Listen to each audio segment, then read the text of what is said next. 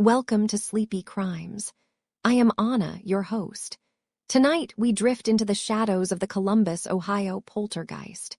Before the cameras arrived, before the scientists took their measurements, and before the world knew the name Tina Resch, there was only a house on a quiet residential street. It is early March in 1984. In Columbus, the air still carries the sharp, biting chill of winter, a dampness that clings to the brickwork and settles into the bones of the neighborhood. The sky is a heavy, monochromatic gray, the color of wet slate, pressing down on the modest homes that line the road. Imagine yourself standing on the sidewalk, looking at a two-story home that appears, for all the world, perfectly ordinary. There is a sense of stillness here, the kind of quiet that feels intentional, as if the very trees are holding their breath, waiting for the seasons to turn. This is the home of John and Joan Resch. They are well-respected members of the community, known for their vast hearts and their commitment to those who have nowhere else to go.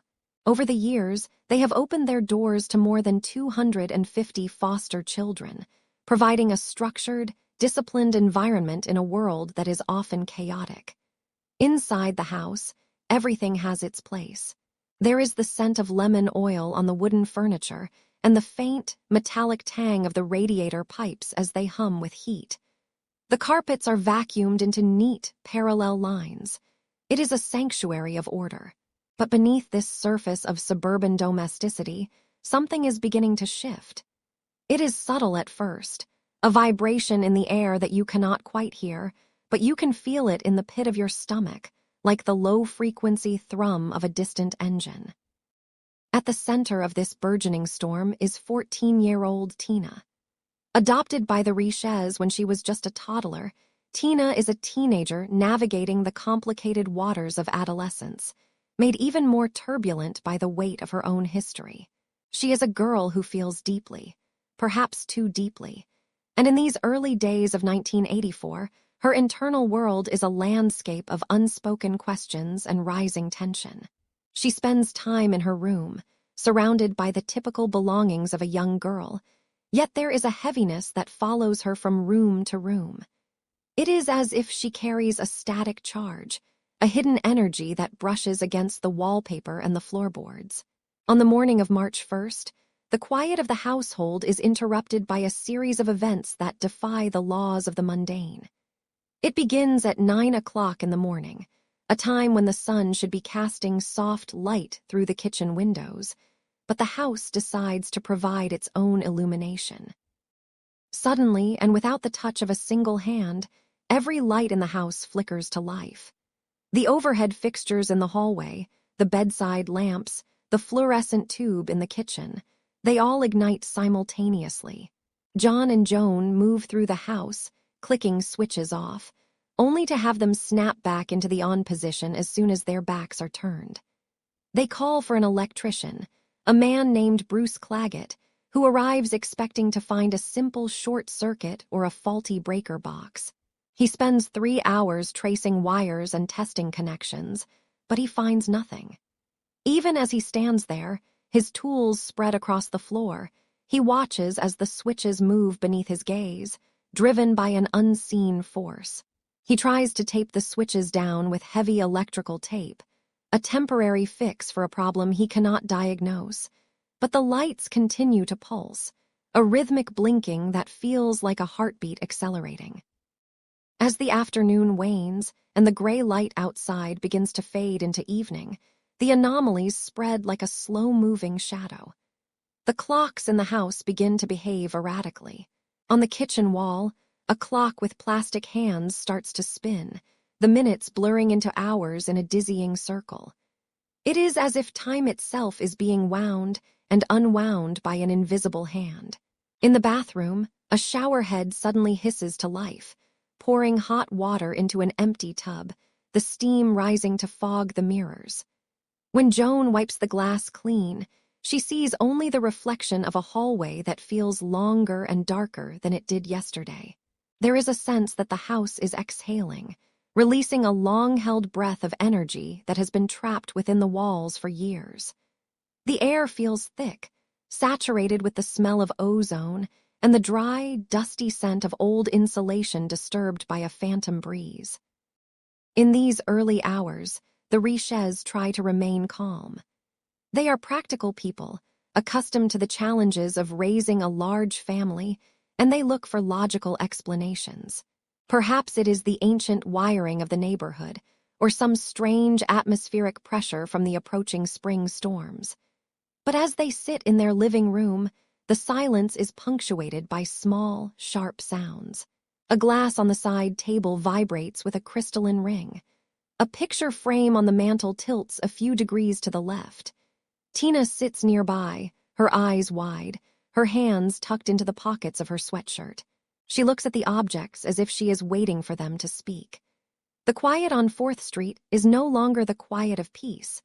It is the quiet of a fuse burning down, a slow-motion countdown to a chaos that will soon shatter the windows and draw the eyes of the nation to this small, white house in Ohio. For now, there is only the flicker of the lamps and the spinning of the clock, a subtle warning that the world they knew is fading away. They look toward the source of the next disturbance with a mixture of weariness and wonder. The evening of March 1st, 1984, began with a stillness that usually brings comfort to a home. In the Resch residence at 2165 Broadbent Terrace, the air was thick with the everyday sense of a busy household. John and Joan, seasoned foster parents, were used to the chaotic energy of many children under one roof. But this night, the energy was fundamentally different. It did not hum with the laughter of little ones. Instead, it felt heavy and stagnant, like the static pressure that builds before a summer storm. The shadows in the long hallway seemed to stretch a little longer than they should, and the floorboards creaked under a weight that simply was not there. It was a subtle shift at first, a creeping feeling of being watched by the very walls that provided their shelter. Joan stood at the kitchen sink, warm water running over her hands as she washed the dishes. Her eyes drifted to the analog clock on the wall, a fixture that had reliably marked time for years. As she watched, the second hand began to sweep with a frantic, impossible speed. Then, the minute and hour hands joined in, spinning clockwise as if racing toward the end of the century. The mechanical whirring of the clock's internal gears became a sharp buzzing that vibrated through the drywall. Joan stood frozen, hands submerged in the soapy water, watching time unravel. It was the first sign that the laws of physics were beginning to fray at the edges in their Columbus home. Then came the electronic chorus. Without a finger touching a switch, the kitchen light began to flicker, a rapid, strobe-like pulsing that turned the room into jagged snapshots. The garbage disposal roared to life with a violent, grinding snarl, though the switch remained in the off position. Across the room, the microwave beeped, and its internal platter began to rotate, the light illuminating an empty tray. It was a cacophony of domestic rebellion. Tina, their 14-year-old daughter, entered, her face a mask of confusion. She tried to turn off the television, but the volume surged with distorted static. Even when she pulled the plug from the wall, the screen continued to glow with a ghostly, flickering light. As the appliances fell silent, a new sound emerged from the house itself. It started as a faint, rhythmic tapping behind the wallpaper in the dining room. Tap, tap, tap. It was deliberate. It wasn't the sound of settling wood or a pipe knocking. This was a percussion that felt intelligent. The sound moved from the dining room to the hallway, then up toward the ceiling. It grew into a heavy thudding, as if someone were striking the studs with a padded mallet. The rhythm was steady, like a slow heartbeat that resonated in their chests. John placed his palm against the wall, feeling the vibration travel through his bones. The building was vibrating with hidden energy. The most violent manifestation occurred in the kitchen. 4 heavy oak chairs were tucked under the table.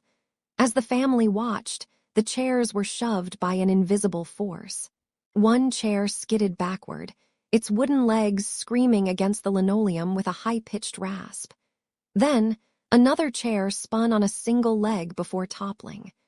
Two more chairs were propelled outward in opposite directions, as if an invisible person had stood up in a fit of rage and cleared the table.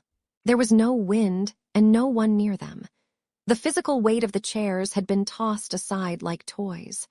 The silence that followed was terrifying, punctuated only by heavy breathing. The family huddled in the living room as the night deepened, too afraid to retreat to their bedrooms. The tapping continued, a persistent reminder that they were not alone. It moved into the floorboards, a subtle vibration that kept them on edge. Every time they closed their eyes, a loud bang would erupt, a sound like a heavy book being dropped from a great height.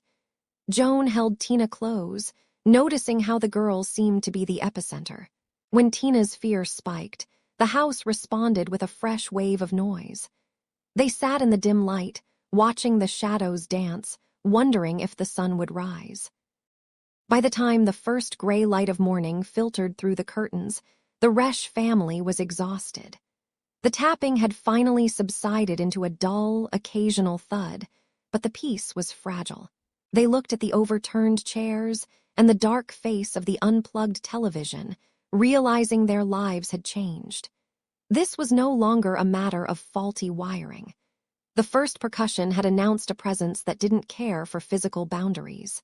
As John walked through the house, checking the locks, he found everything secure from the outside. The intruder was already within, woven into their lives, waiting for the next spark of emotion. The month of March in 1984 arrived with a biting, damp chill that seemed to seep through the floorboards of the Resch family home. What had begun as unsettling rhythmic tappings and muffled knocks beneath the floorboards was rapidly evolving into something far more physical and far more dangerous. The air inside the house felt thick, as if a storm were constantly brewing just behind the wallpaper, charged with a static that made the fine hairs on one's arms stand at attention. Joan and John Resch, who had opened their doors to hundreds of foster children over the years, were used to the chaotic energy of a full house, but this was different. This was a presence that didn't just inhabit the space, it reacted to it. The mundane objects of their daily lives, the ceramic mugs, the framed photographs, and the heavy glass ashtrays, began to vibrate with a life of their own, no longer content to remain at rest. By the first week of March, the focus of this invisible hurricane had narrowed with terrifying precision onto 14-year-old Tina. She was a girl caught in the turbulent waters of adolescence, grappling with the frustrations of her past and a desperate longing to find her biological mother. The energy in the home seemed to mirror her internal state, erupting into the physical world whenever her emotions peaked. In the kitchen, the atmosphere would suddenly shift, the silence broken by the metallic slide of a drawer opening of its own accord. One afternoon, while Tina stood near the counter, the family watched in stunned silence as heavy kitchen knives were propelled from their blocks, slicing through the air with a weight and velocity that suggested a deliberate hand. It was no longer just a haunting. It was a household in complete disarray, where the simple act of sitting down for a meal felt like an invitation to disaster. The telephones in the house became the most frequent targets of this elusive force. They would emit strange, high-pitched screeching sounds that echoed through the hallways, a digital scream that left the family shivering. Handsets would leap from their cradles as if yanked by an invisible wire, the coiled cords whipping through the air like angry serpents. When Mike Harden, a reporter from the Columbus Dispatch, arrived to document the claims, he found a family living in a state of hypervigilance. He watched as lamps toppled over the moment someone turned their back, and heavy furniture shifted across the carpeted floors with a low, grinding rumble. There was a sensory overload to it all, the smell of ozone, the sudden drops in temperature, and the persistent, dull thud of objects meeting the floor. The house on West Broad Street was no longer a sanctuary. It had become a stage for the impossible. Photographer Fred Shannon joined the investigation, bringing with him a heavy sense of journalistic skepticism that would soon be shaken to its core. He spent hours in the living room with his camera ready, his finger resting on the shutter, but the phenomena seemed to possess a shy, almost playful intelligence. Whenever he focused his lens on a specific object, it remained stubbornly still. It was only when he looked away, or when the tension in the room reached a breaking point, that the objects would take flight. He described the movement not as a simple fall, but as a flight, an intentional trajectory that defied the expected arc of gravity. One famous afternoon, while Tina sat huddled in a large armchair, a telephone sitting on the side table beside her suddenly launched itself across the room. Shannon caught the moment on film. The handset suspended in midair, the cord taut, and the look of sheer, wide-eyed shock on the young girl's face. As news of the Columbus Poltergeist spread, the house became a magnet for onlookers, parapsychologists, and the ever-hungry media. By the 8th of March, approximately 40 different reporters and cameramen had squeezed into the small living quarters, their equipment tangling together in the cramped space. The air grew hot and stifling from the bright television lights. Tina was at the center of this circus, a teenager under a microscope, expected to perform the miraculous on command. The pressure was immense. Her adoptive mother, Joan, was heard whispering that something simply had to happen to justify the crowd's presence. It was during these long, grueling hours of waiting that the first seeds of doubt were planted. A television crew from a local station accidentally left their camera running while the team was on a break, and the resulting footage showed a moment of human desperation that would complicate the narrative forever. On that grainy tape, Tina was seen glancing over her shoulder to ensure no one was watching before reaching out and manually tipping over a table lamp. When the lamp hit the floor, she reacted with the same startled cry she had used dozens of times before. When confronted later, she admitted to the act, claiming she had faked that specific incident because she was exhausted and wanted the reporters to leave her in peace. This revelation created a fracture in the case, a blur between genuine phenomena and the actions of a child under incredible stress. Yet, for every incident that could be explained by a quick hand, there were a dozen others that remained shrouded in mystery. Heavy dressers moved while Tina was in another room. Clocks stopped and started in unison. And the physical toll on Tina, the headaches and the crushing fatigue, seemed far too real to be entirely manufactured. The energy in the Resch house was reaching its zenith, a swirling vortex of teenage angst and unexplained kinetic power that showed no signs of slowing down. The air in Columbus, Ohio, during the first week of March, 1984, was thick with more than just the damp chill of a departing winter. Inside the modest brick and stucco home at 5242 Blue Ash Road, the atmosphere had become heavy, almost pressurized. It was a house that had seen the passage of over 250 foster children, a place typically defined by the orderly generosity of Joan and John Resch. But by that Saturday evening, the order had vanished. The mundane objects of domestic life, the heavy glass ashtrays, the framed family portraits, the ceramic lamps, had become projectiles. The family was exhausted, living in a state of hypervigilance that no amount of coffee or prayer could soothe. They were trapped in a loop of unexplained kinetic energy, and the world was about to come knocking on their door. It was Mike Harden, a seasoned reporter for the Columbus Dispatch, who first answered the call. He wasn't a man prone to flights of fancy. He was a journalist with a healthy, leaning toward stubborn skepticism. He brought with him Fred Shannon, a veteran photographer whose eyes had seen nearly everything a city could throw at a lens. They arrived at 10:30 in the morning, stepping into a living room that felt strangely small for the weight of the stories being told within its walls. They sat across from 14-year-old Tina, who was perched in a large, overstuffed recliner. To any casual observer, she was just a teenager with light brown hair and a restless energy. But to Harden and Shannon, she was the epicenter of a storm they couldn't yet see. They waited, their notebooks and cameras ready, as the silence of the house stretched out, long and thin. For hours, the house remained stubbornly quiet. It was as if the presence of the professional observers had intimidated the phantom. Fred Shannon noticed it first, the way the phenomenon seemed to possess a strange, almost sentient shyness.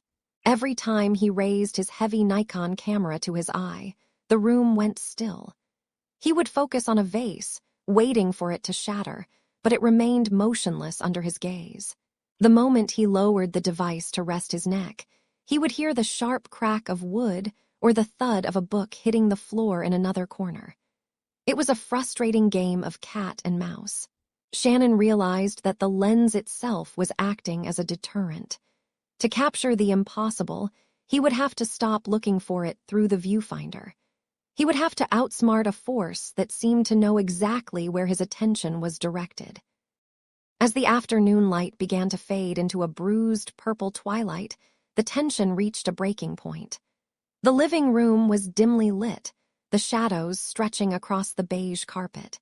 Tina sat in her chair, her hands visible, her face etched with a mixture of boredom and anxiety. On a small wooden side table next to her sat the family's landline telephone, a heavy piece of almond-colored plastic with a long, coiled cord that snaked down toward the floor. It was a symbol of the ordinary, yet it became the focal point of the entire investigation. Shannon decided on a new tactic. He positioned his camera toward Tina and the phone, but he didn't look through the glass. Instead, he turned his head away, watching the room out of the corner of his eye, pretending his interest had wandered to a conversation across the room. He waited for the blur. Then it happened. Without a sound of a hand moving or a foot kicking, the telephone receiver didn't just fall, it launched. It rose from its cradle with a violent, upward trajectory, the coiled cord whipping through the air like a panicked snake. Shannon, sensing the sudden shift in the periphery of his vision, depressed the shutter. The mechanical click of the camera cut through the room's stagnant air. In that single millisecond, the light hit the film, capturing what would become the most famous image of the entire case. It was frame 32. The photograph showed Tina mid-cringe, her mouth slightly open in a gasp, while the phone hovered in the space between her and the table, suspended in a state of impossible flight. There were no wires, no visible hands, only the raw, blurred motion of an object defying the laws of gravity. When the film was developed in the darkrooms of the Columbus Dispatch, the image sent a shockwave through the editorial department.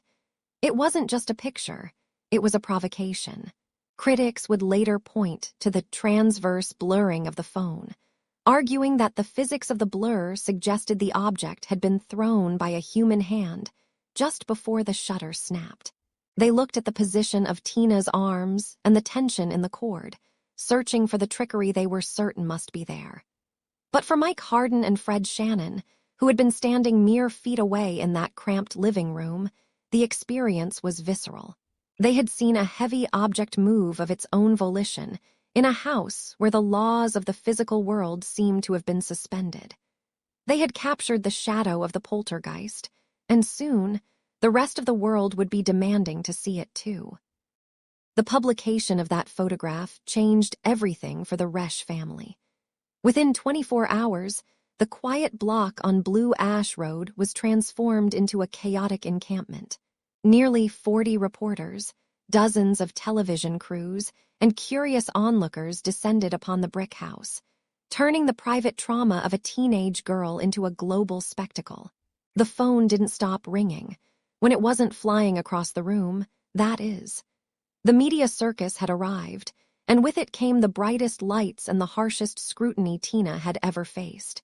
The lens was now fixed on her permanently, and as we will see, the blur was only beginning to clear, revealing a much more complicated and darker reality beneath the surface of the supernatural.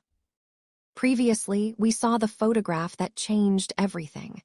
The image of the telephone in midair was more than a local curiosity. It was a catalyst.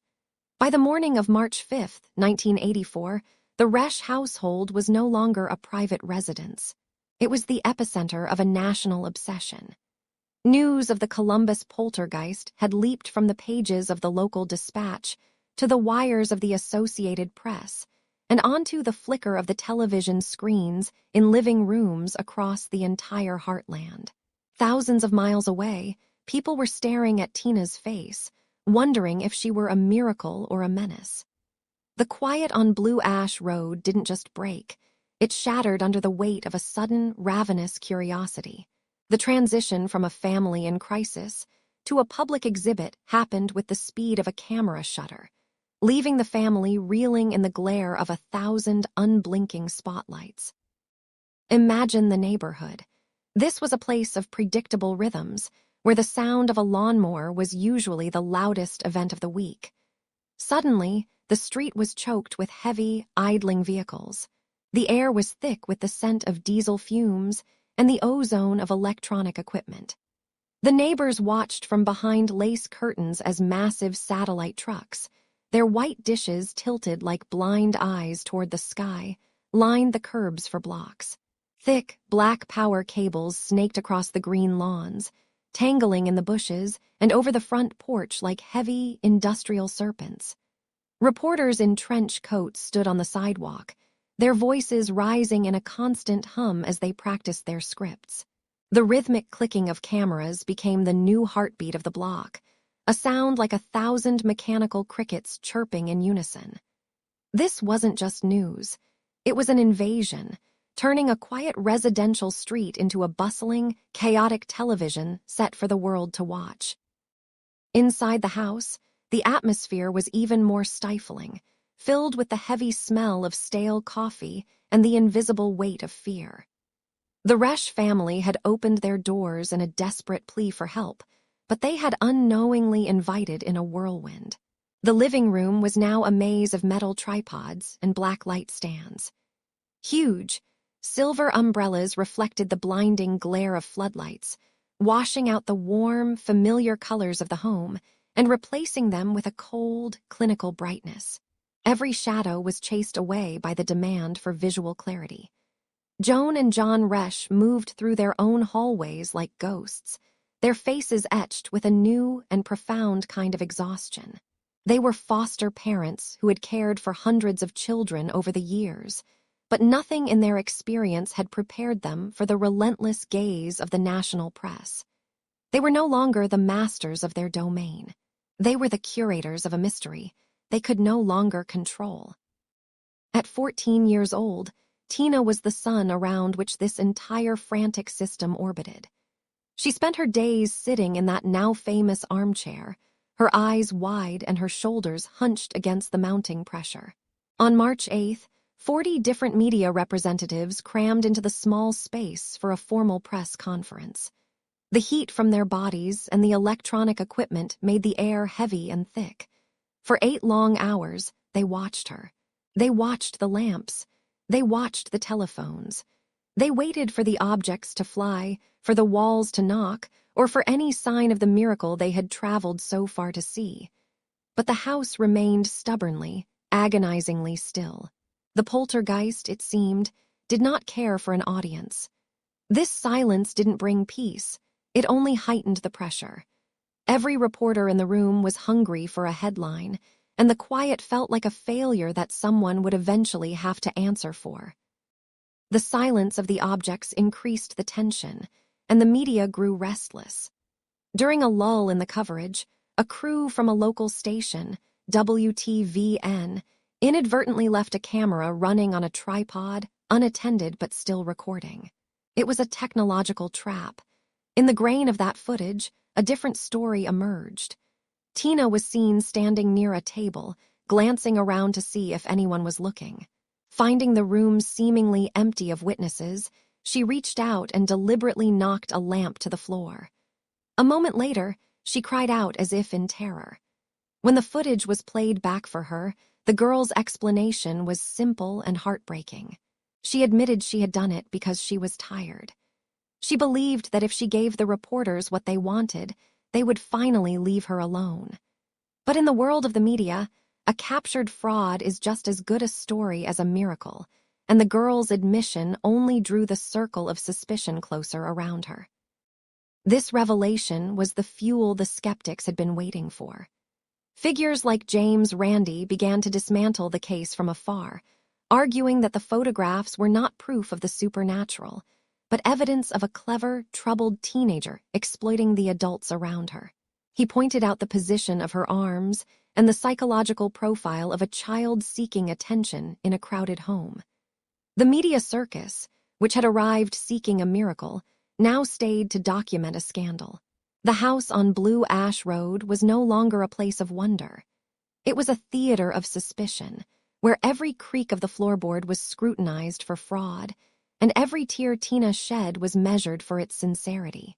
The circus was far from over. It was merely entering its most cynical and damaging act, turning the mystery of the poltergeist into a battle over the truth itself, while the young girl at the center of the storm began to slowly disappear behind the headlines. While the world outside argued over grainy photographs and the sleight of hand of a magician, a different kind of observer arrived at the Resch family home on the 11th of March, 1984. His name was William Roll. He did not carry the fire of a debunker or the cameras of a reporter. Instead, he brought a quiet, clinical curiosity. As the director of the Psychical Research Foundation, Roll had spent his life exploring the thin veil between what we see and what we feel. He arrived in Columbus during a week of gray skies and biting winds, finding a household that was more than just a site of strange occurrences. It was a home under siege. Inside, 14-year-old Tina was finally waiting for someone to listen. William Roll was a man of deep intellect, educated at Oxford and trained at the parapsychology laboratory at Duke University. He was the world's leading expert on a phenomenon he himself had named: recurrent spontaneous psychokinesis. To Roll, there were no spirits involved. He believed the energy was entirely human. He viewed the crashes and the moving furniture as the physical manifestations of a mind under extreme pressure. He viewed the person at the center of the storm as an agent, a living conduit through which subconscious stress became kinetic force. When he first sat down in the Resch living room, he was not looking for a haunting. He was looking for a fracture in the emotional foundation of a teenager who had been pushed to her absolute limit. The interviews began in the quiet corners of the house, away from the prying eyes of the neighbors. Roll, accompanied by his assistant Kelly Powers, spoke to Tina with a softness she had not experienced in weeks. He listened as she described her life as an adopted child in a home that had seen over 250 foster children pass through its doors. The Resch home was a place of strict discipline, where rules were firm and consequences were physical. Tina spoke of a deep sense of abandonment and a longing to find her biological mother. As Roll watched her, he saw the classic profile of an agent. She was 14 and living in an environment of high emotional tension. To his trained eye, the objects were not flying because of a demon. They were moving because Tina's internal world was overflowing with pain. Inside the house, the atmosphere was thick with a strange, static energy. Roll observed the physical evidence with the patience of a scientist. He saw the pictures that had been knocked from the walls and heard the reports of household appliances turning themselves on and off without being plugged in. In one notable moment, while Roll was attempting to hammer a nail back into a wall where a painting had fallen, he experienced the phenomena firsthand. As he worked, his own tools and tape recorder seemed to move behind his back, shifting several feet across the room while his attention was diverted. While skeptics would later point to this as evidence of trickery, Roll found the nature of the movements consistent with the erratic and spontaneous nature of psychokinesis. Roll also documented a rhythmic screeching on the telephone lines that baffled the technicians from the phone company. To the family, it was a terrifying sign of the unknown, but to Roll, it was a piece of a larger puzzle. He began to correlate these sonic disturbances with Tina's own physical state. He noticed that she often suffered from slight muscle jerks, leading him to suggest that she undergo neurological testing. He was not looking for madness. He was looking for a biological bridge between the brain and the physical world.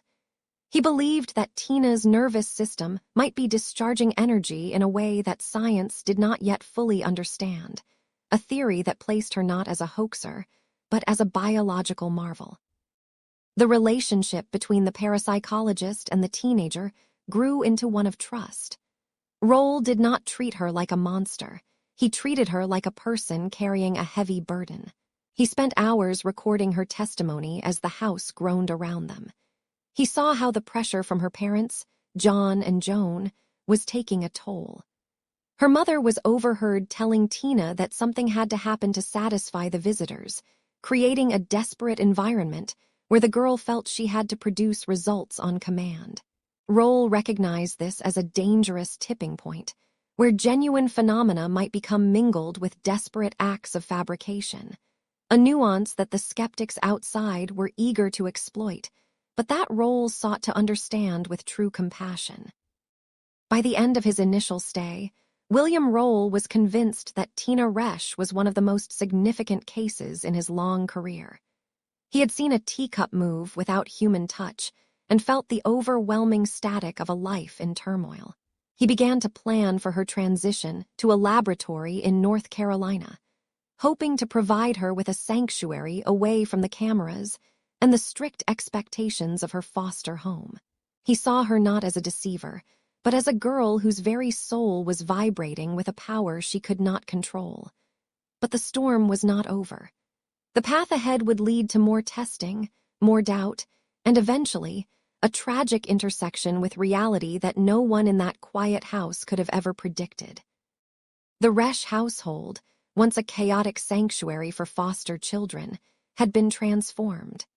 Under the watchful eye of William Roll, the living room became a makeshift laboratory, a place where the boundaries between the mundane and the impossible were systematically mapped. Imagine the scene in the mid-afternoon of 1984. The air in the room felt heavy, almost thick with a static charge that made the fine hairs on your arms stand upright. Rolls of adhesive tape, tangle-prone cables, and bulky recording equipment occupied the spaces where toys and school books used to sit. The windows were often draped to control the light, creating an amber-hued twilight that smelled faintly of ozone and stale coffee. This was the laboratory of the living room, a space dedicated to catching a ghost that wasn't a spirit at all, but a force emanating from a teenage girl. William Roll and his assistant, Kelly Powers, did not simply wait for things to happen. They structured the environment to eliminate doubt.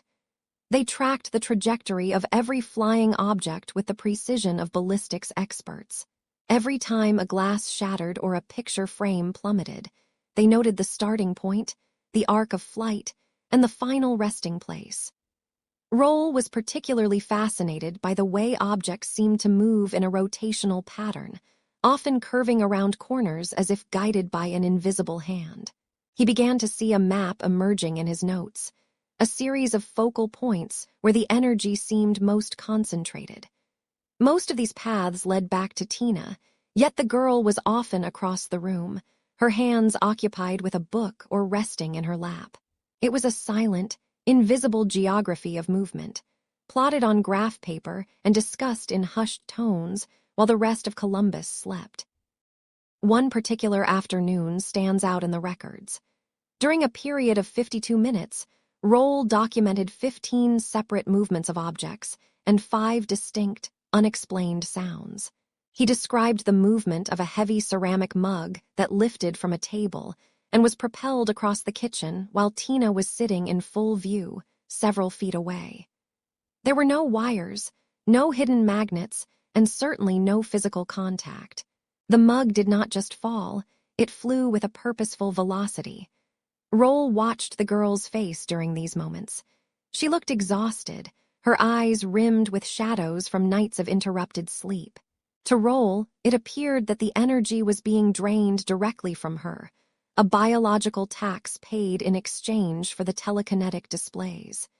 He began to wonder if the girl was not just the witness to the haunting, but the very battery powering it.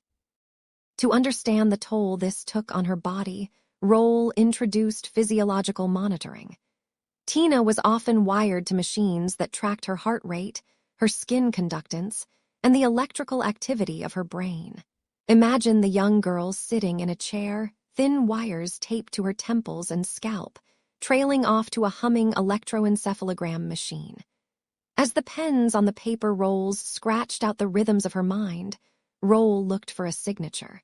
He found that just before a major event, Tina's physiological readings would spike.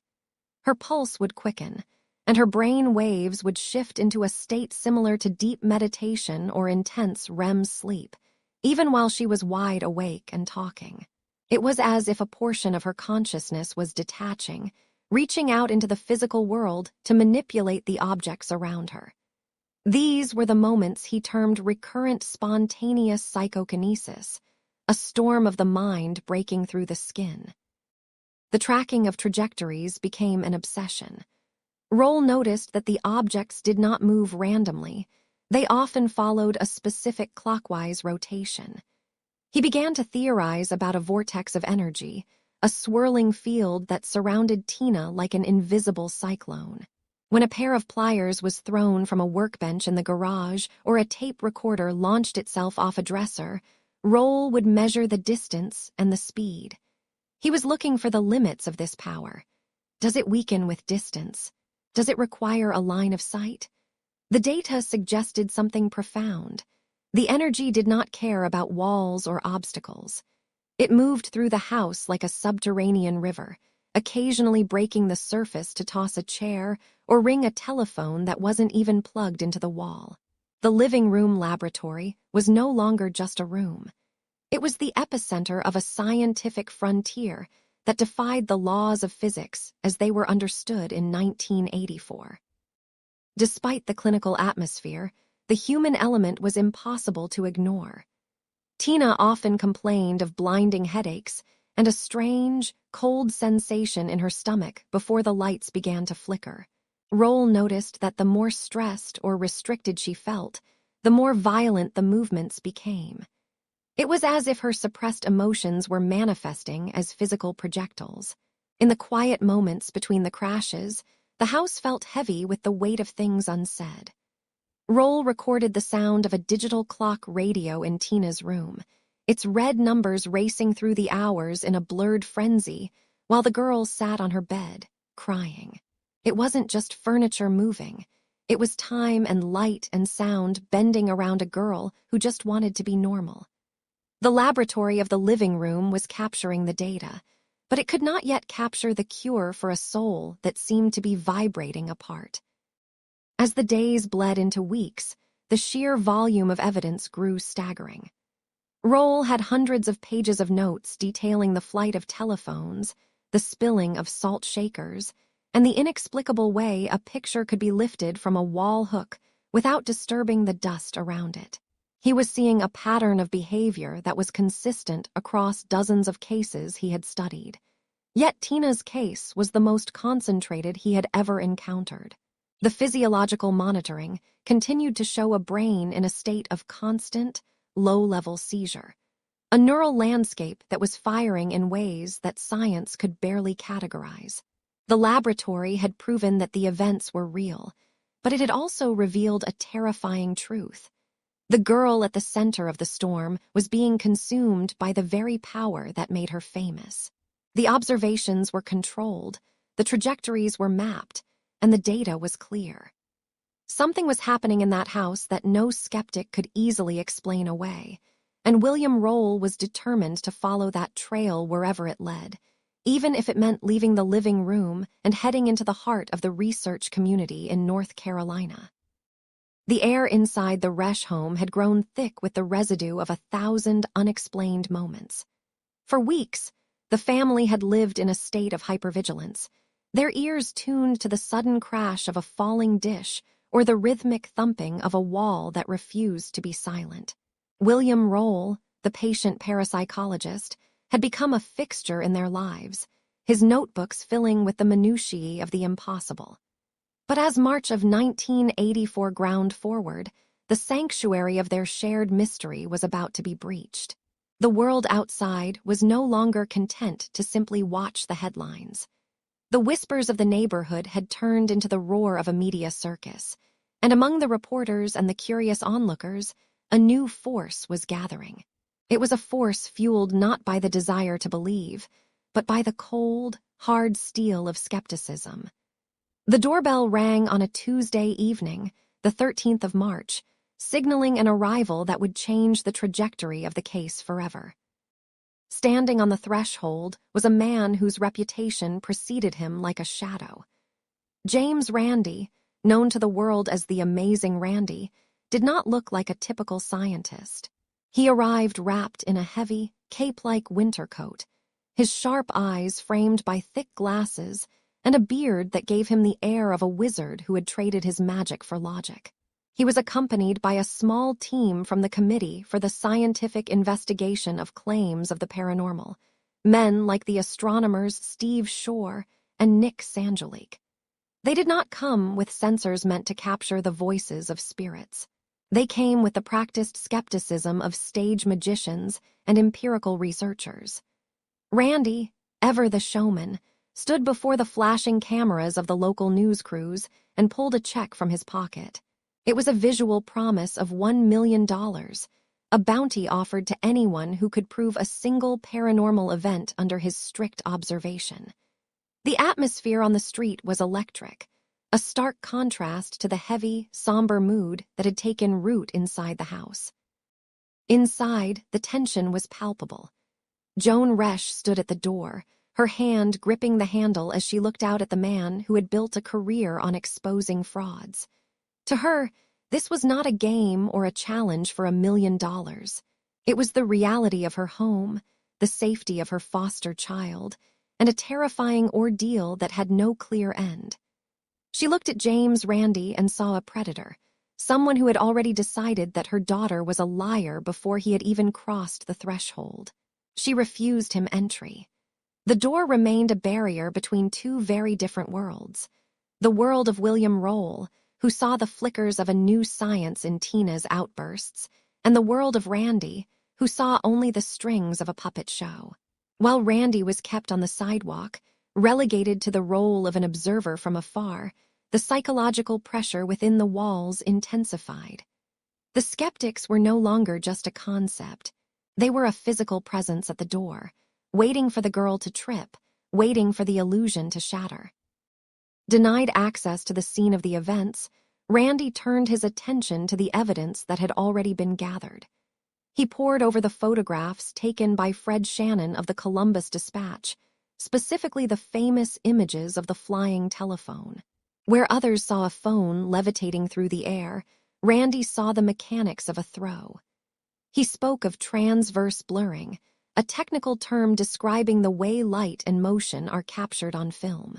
To his eyes, the blur of the handset indicated it had been propelled by a human hand, specifically Tina's left hand, captured in the split second of a release. He looked at the photos of a sofa that had purportedly moved on its own and claimed he could see Tina's foot hooked beneath the frame, providing the leverage needed to tip it. To the skeptics, the entire case was unraveling not through a ghost hunt, but through the careful analysis of frames and shadows. They were deconstructing the mystery piece by piece, turning the terrifying into the trivial. The turning point for the public narrative came not from a photograph, but from a television camera.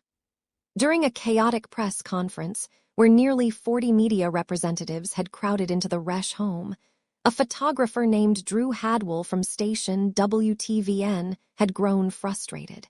For 8 hours, nothing had happened. The air was stale, the family was exhausted, and the paranormal seemed to have gone into hiding. Hadwell eventually set his camera down on the floor, but he did not turn it off. In the moments that followed, the lens captured a scene that would be replayed across the country. Tina was seen standing near a lamp. She glanced around, seemingly checking to see if anyone was watching, and then her hand reached out with a quick, practiced motion. She yanked the lamp to the floor. When confronted with the footage, Tina offered a defense that was both heartbreaking and suspicious. She said she had been tired, that the reporters were pressuring her to make something happen, and she simply gave them what they wanted so they would finally leave her alone. But to the skeptics, this was the smoking gun they had been waiting for. The arrival of the skeptics had fundamentally shifted the nature of the house.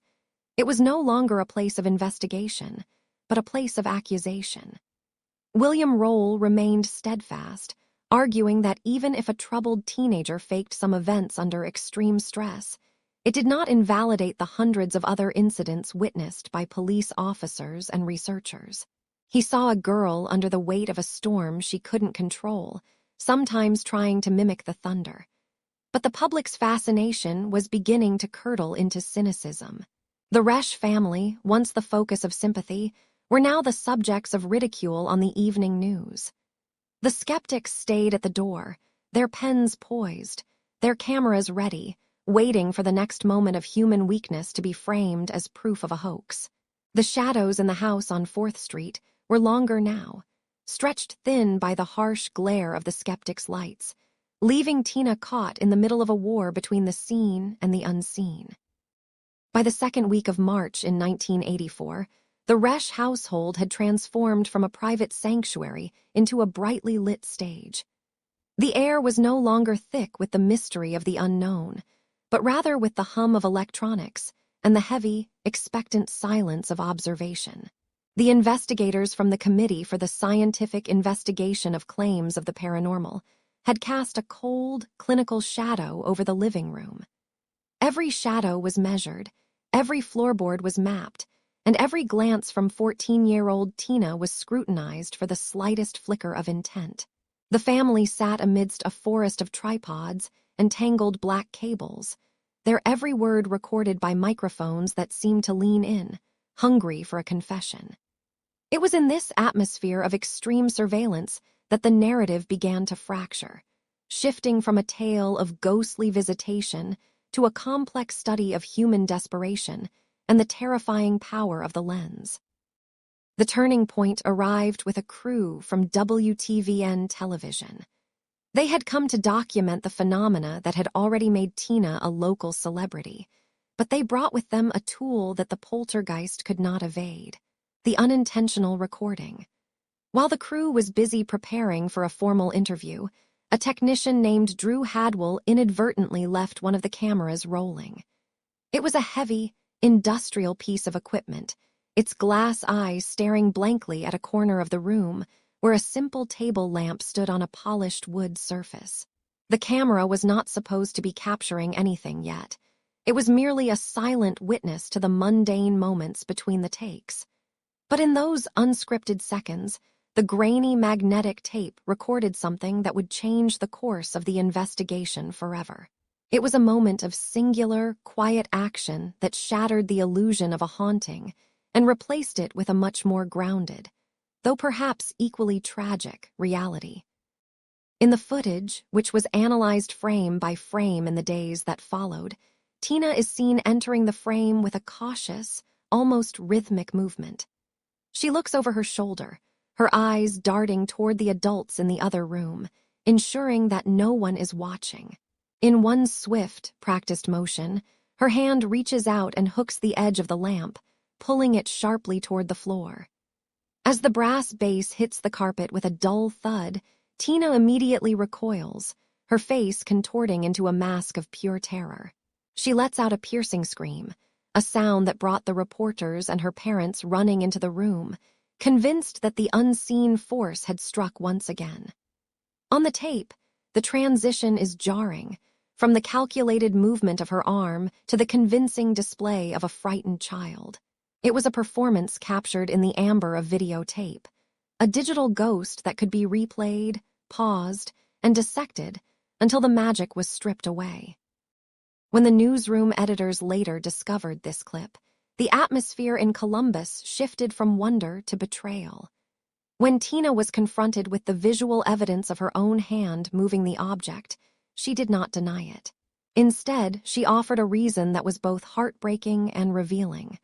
She claimed she had done it simply because she was tired. She was exhausted by the endless parade of strangers, the bright lights, and the relentless questioning. She believed that if she gave the reporters the footage they were so desperate to see, they would finally pack up their gear and leave her in peace. To Tina, the act was not a grand deception, but a survival tactic, a way to satisfy the hunger of the media so she could reclaim a moment of normalcy. Yet, to the skeptics, it was the smoking gun they had been waiting for, the definitive proof that the Columbus poltergeist was nothing more than a troubled girl playing tricks on a gullible public. James Randi, the world-renowned magician and investigator known as the Amazing Randi, seized upon this revelation with the precision of a surgeon. He held a press conference near the Resch home, where he famously declared that Tina had created a monster she would never be able to strangle. Randi pointed out the inconsistencies in the famous photographs taken by Fred Shannon, noting that if you looked closely at the frames where the telephone was flying, you could see the tension in Tina's arms or the blur of a hand that had just let go. He argued that the entire case was a classic example of a teenager seeking the attention she lacked in her personal life. To the skeptics, the hidden camera footage wasn't just evidence of one faked incident. It was the key that unlocked the entire mystery, suggesting that every flying dish and every overturned table had been the result of a quick hand and a distracted audience. However, the debate was far from over. Parapsychologist William Roll, who had lived in the house and witnessed dozens of events, remained steadfast. He argued that it was common for subjects of recurrent spontaneous psychokinesis to occasionally fake phenomena when their genuine, subconscious abilities failed to manifest under the pressure of observation. He saw Tina not as a fraud, but as a girl whose internal emotional storm was so great it sometimes leaked into the physical world, and at other times led her to act out physically to meet the expectations of those around her. This created a haunting duality. Was she a victim of a supernatural force, or a victim of a society that only looked at her when things were breaking? The hidden camera had captured a girl moving a lamp, but it had not captured the source of the agony that made her feel such a move was necessary. As the public turned its back on the poltergeist girl, the true darkness in Tina's life was only beginning to deepen, leaving us to wonder if the real haunting was the one no camera could ever see. The news vans eventually pulled away from the curb of the house on 4th Street, their heavy tires leaving deep ruts in the damp Ohio earth. The bright halogen lights that had illuminated the Resch driveway for weeks were finally extinguished, replaced by the soft, amber glow of the neighborhood street lamps. But inside the house, the silence that followed was not the peaceful kind. It was heavy and thick, like the air before a summer storm. For 14-year-old Tina, the departure of the cameras didn't mean a return to normalcy. The wallpaper was still scarred with the scuffs of sliding furniture, and the air still felt charged with a tension that no parapsychologist could fully measure. She would sit in her bedroom, watching the dust motes dance in the late afternoon sun, feeling the weight of the labels the world had placed upon her. She was no longer just a teenager. She was a specimen, a freak of nature, a girl whose very existence was a debate for the nightly news. The psychological toll of that 1984 investigation was profound. Imagine being a child whose every emotional outburst is treated not as a cry for help, but as a scientific data point. When she returned to school, the whispers followed her like a persistent shadow. Her classmates looked at her with a mixture of fear and mockery, as if waiting for a desk to levitate or a locker to fly open. She was isolated, trapped between the strict, disciplinary environment of the Resch household and a public identity she never asked for. Her adoptive parents, John and Joan, remained firm in their ways, but the bridge between them and Tina was crumbling. She began to feel like a stranger in her own life, a ghost haunting the hallways of a home that felt more like a laboratory than a sanctuary. The mental fractures that began in those early years would only deepen as she moved toward womanhood. By the time she reached the age of 16, the pressure had become a physical weight in her chest. She needed to escape the shadow of the Columbus poltergeist. In a desperate bid for freedom, she ran away and married a man named James Bennett, hoping that a new name and a new life would act as a shield. But the transition was anything but smooth. The cycle of trauma followed her. Her marriage was marked by darkness and domestic struggle, a far cry from the fairy tale ending a young girl might dream of. She moved from place to place, trying to outrun the headlines, but the world has a long memory. In 1988, a glimmer of light appeared in her life with the birth of her daughter, Amber. Holding that tiny, soft bundle, Tina felt a love that was pure and uncomplicated, a sharp contrast to the chaotic energy that had defined her own adolescence. For a brief moment, she wasn't the girl from the news. She was just a mother. She eventually moved to Georgia, seeking the anonymity of the humid, pines-scented South. She changed her name to Christina Boyer, a deliberate attempt to bury the ghost of Tina Resch forever. She found work as a typist, her fingers clicking rhythmically against the keys, a steady, grounding sound in a life that had always been so unstable. She lived in a modest trailer with her new boyfriend, David Heron. Life was simple, almost mundane, and for Christina, that was the ultimate luxury. She spent her days watching Amber grow, marveling at the girl's laughter and the way she clung to her books. But the peace was fragile.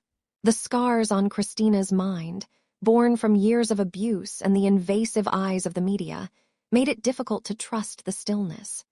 She was always waiting for the other shoe to drop, for the objects to start moving again, or for the past to come knocking at her door. The tragedy that would eventually define her adult life struck on a balmy afternoon in April 1992. Christina had gone to work, leaving 3-year-old Amber in the care of David. When she returned 6 hours later, the trailer was silent. It was a silence that chilled her to the bone, reminiscent of the heavy quiet in the Resch house years before. She found Amber unresponsive, her small body blue and cold. The frantic drive to the hospital, the smell of the old car's upholstery, the sound of her own heart hammering against her ribs. It was a nightmare that no telekinetic power could fix. When the doctors delivered the news that Amber had passed away from blunt force trauma, Christina's world didn't just break, it shattered. And as the police began their investigation, the old ghost of the Columbus Poltergeist rose from the grave to haunt her one final time. The media coverage of the trial was a cruel echo of her childhood. The headlines didn't just call her a grieving mother, they called her the telekinetic mom. Prosecutors and the public alike looked at her past and saw a girl who could manipulate matter, and they wondered if that same dark energy had been turned against her own child. Despite maintaining her innocence and having a solid alibi for the hours leading up to the tragedy, the weight of her history was too much to overcome. In 1994, fearing the death penalty, she entered an Alford plea. It was a legal maneuver that allowed her to maintain her innocence while acknowledging the state had enough evidence to convict. She was sentenced to life in prison plus 20 years. The girl who once made telephones fly through the air was now confined to a small, gray cell, the long shadow of her fame finally catching up to her, leaving her to spend her nights in the deep, lonely silence of the incarcerated. The trial in 1994 was not just a legal proceeding. It was an intersection of two very different ghosts. As we discussed, the media found a name for the woman in the dock that bridged her past with her present, calling her the telekinetic mother. The label was a heavy weight, an echo of the 14-year-old girl in Columbus, Ohio, who had once been the focus of the world's lenses. It felt as though the chaos of 1984 had never truly left her, but had simply changed its shape from flying telephones to the cold, sterile walls of a courtroom in Georgia. When we look back at the beginning, we see a child abandoned at 10 months old in a hospital, a beginning that perhaps set the stage for a lifetime of seeking a sense of belonging that remained always just out of reach. The house in Columbus, with its wood paneling and its floral wallpapers, became a pressure cooker of adolescent emotion. where the silence of a troubled home was broken by the sound of objects hitting walls. William Roll, the parapsychologist who spent so much time studying the girl, believed that what the world called a poltergeist was actually a phenomenon known as recurrent spontaneous psychokinesis. He saw the objects not as being moved by spirits, but by the girl herself, an unconscious release of the trauma and stress she had endured. Think of the texture of that evidence. The photographs captured by Fred Shannon showed a telephone receiver hovering in midair, its coiled cord twisting like a snake in the dim light of the living room. There was a sense of violent motion, frozen in time. To some, it was proof of a mind capable of bending reality. To others, like the skeptics who arrived later with their critical eyes and their demands for controlled conditions, it was merely the clever handiwork of a teenager desperate for attention in a household where her voice often went unheard. The air in that home must have felt thick with the weight of these opposing truths, a humid, heavy atmosphere typical of an Ohio spring. When the girl grew into a woman and became Christina Boyer, she tried to leave the poltergeist behind. She moved away, seeking a quiet life, but the shadows of her youth seemed to follow. In the early 90s, tragedy struck again, this time far more permanent and devastating than a broken lamp or a dented wall. The loss of her 3-year-old daughter, Amber, remains the most somber chapter of this entire narrative. The details of that April day in 1992 are shrouded in the same kind of ambiguity that defined her childhood. While she was away from the home, her daughter suffered injuries that could not be undone. The legal system, much like the parapsychologists and the skeptics before it, struggled to find a single, clear truth. They saw a woman who had once been famous for making things move without touching them, and they wondered if that same hidden energy had played a role in the darkness that had now claimed a life. The court offered her a choice that felt like no choice at all. Faced with the possibility of the death penalty, she entered what is known as an Alford plea in 1994. This allowed her to maintain her innocence while acknowledging that the state had enough evidence to potentially convict her. It was a compromise that left everyone unsatisfied. She was sentenced to life plus 20 years, a staggering weight for a woman who was still so young. In the quiet of her cell, one wonders if she hears the same echoes we have explored tonight. Does she remember the sound of the rain against the glass in Columbus, or the flash of the cameras that turned her private pain into a public spectacle? The scientific community moved on to other cases, and the skeptics closed their files. But for the woman at the center of it all, the story never truly ended. It simply became a silent, static existence behind bars, a far cry from the kinetic energy of her youth. We are left to wonder about the nature of the unexplained. Is it possible that the human mind, under extreme emotional duress, can truly exert a force upon the physical world? Or are we simply witnessing the tragic collision of a vulnerable child and a world that would rather believe in ghosts than look closely at the reality of abuse and neglect? The legacy of the Columbus poltergeist is not found in the flying objects or the grainy video footage, but in the questions it leaves behind about how we treat those who are different. The girl who once watched the movie Poltergeist and saw her own life reflected in the flickering screen is now a grandmother in prison, still insisting on an innocence that the world found too complicated to believe. The echoes of 1984 continue to ripple outward, a reminder that the mysteries of the human heart are often more haunting than any spirit or phantom we might imagine in the dark. As we reach the conclusion of this journey, the sounds of the past begin to soften. The crashing of furniture and the ringing of phantom telephones fade into the rhythmic breathing of the present. The story of the girl from Ohio is a heavy one, but it is one that we can now set aside. We have walked through the corridors of her home and the halls of the justice system, and now it is time to return to the stillness of the night. The light from the street lamps outside filters through your curtains, casting long, peaceful shadows that do not move on their own.